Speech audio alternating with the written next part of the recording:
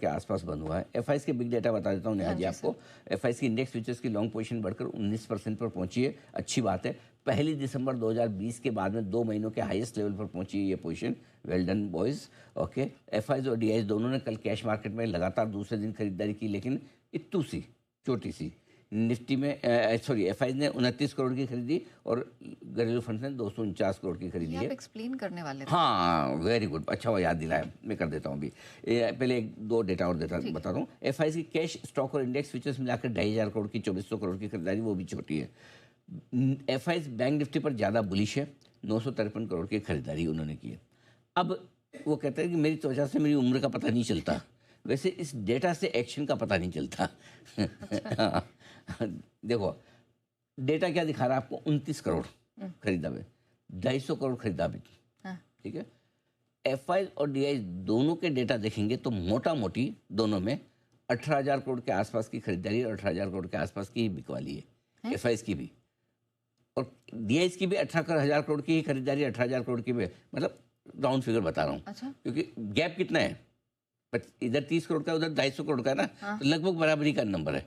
इसका मतलब ये नहीं कि एक्शन नहीं है। 36,000 करोड़ के एफआईज और घरेलू फंड ने खरीदारी बिकवाली के सौदे किए।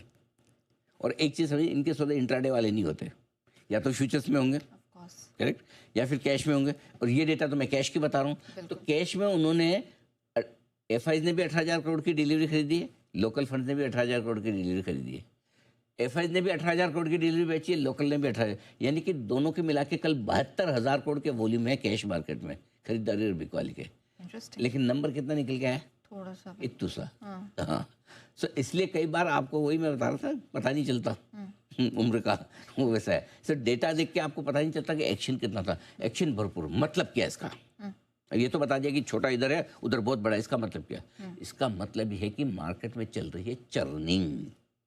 अच्छा, सारे लोग कुछ खरीद रहे हैं, कुछ बेच रहे हैं। जैसे क्या खरीद रहे हैं, क्या बेच रहे हैं? कल क्या बेचा है? सब बेचो बेचो बेचो, आईटी आईटी आईटी आईटी। क्या खरीद रहे हैं? जैसे मैंने बताया, सबसे ज्यादा मजबूत क्या है? बैंक्स। लाइफ आईपीओ कल बंद हुआ है। 950 करोड़ के बैंक निफ्टी के फ्यूचर्स खरीदे। अब समझा, 950 करोड़ के फ्यूचर्स खरीदे तो फिर आंकड़े छोटे क्यों आ रहे हैं? तो इसका मतलब क्या है, आपको ये सोचना है, ये देखना है कि एफआईज हो या लोकल फंड्स क्या खरीद रहे हैं, क्या बेच रहे हैं। जहाँ वो बेच रहे हैं अपने दूर हो जाना, भाई नहीं मेरे को नहीं चाहिए। अच्छा। जहाँ वो खरीद रहे हैं, हाँ ये ठीक है भाई, अब ये ठीक लग रहा है। ये बड़ा फर्क है। डेटा को जितना अंदर घुस घुस के समझेंगे उतना फायदा होगा, उतना कॉन्फिडेंस बढ़ेगा समझ में। ये बात है। अच्छा, वो आपने याद है, थैंक यू। अच्छा सर, ये तो बात हो गई एफआईज डीआईज के बिग डेटा की, विच वर क्वाइट शेकिंग। ग्लोबल वाले बता दीजिए। अमेरिका में भारी उतार चढ़ाव रहा कल। डाउ नीचे से 400 सुधरा, 250 पॉइंट ऊपर बंद हुआ। नेस्डेक में ऊपर में 600 पॉइंट की रेंज रही, बंद हुआ 350 पॉइंट, बंद होना ही था इसको खराब।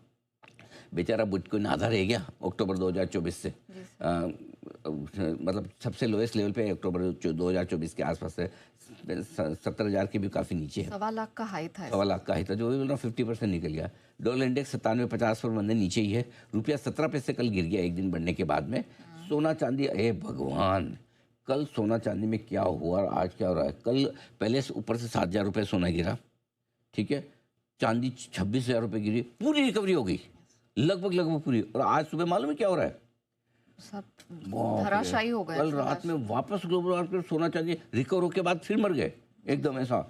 चांदी 13% नीचे है ग्लोबल मार्केट में, गोल्ड $100 नीचे है। ये हो रहा है अभी। इसका मतलब क्योंकि आज वो जो चीन के साथ बात की ना, उसका असर आपको दिख रहा है सोने चांदी। ये भाई साहब, मेरे को लगता है कि, मुझे पता नहीं ऐसा क्यों फीलिंग आ रही कि ट्रम्प साहब का आजकल इंटरेस्ट अमेरिकी मार्केट से खत्म होकर अभी सोना चांदी में आई है ना? पॉसिबल कुछ भी हो। उनको मालूम है मैं किसको मूव कर सकता हूँ ऊपर नीचे, है ना? पता नहीं ये कब हमारे कुणाल जी, राकेश जी वो वाला चार्ट बनाएंगे, वो पैटर्न बनाएंगे, Trump pattern kind of.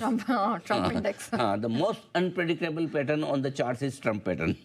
Vicks भी हाथ जोड़ रहे। माफ करो बाबा, विक्स ऐसा है। सोना चांदी भाई साहब कुछ नहीं कर सकते आप, मतलब ये, मतलब सदियों में इतने लंबे समय तक इतनी उतार चढ़ाव सोने चांदी में। आपके जितने बड़े बुजुर्ग आपकी, जिसको आप जानते पहचाने, कोई 80, 90, 95, 100, 125 साल वाला भी कोई हो तो उसको जाके पूछ लो जी, वो बोले ना अरे बेटा हमने तो कभी नहीं देखा। वैसे ही हाल है।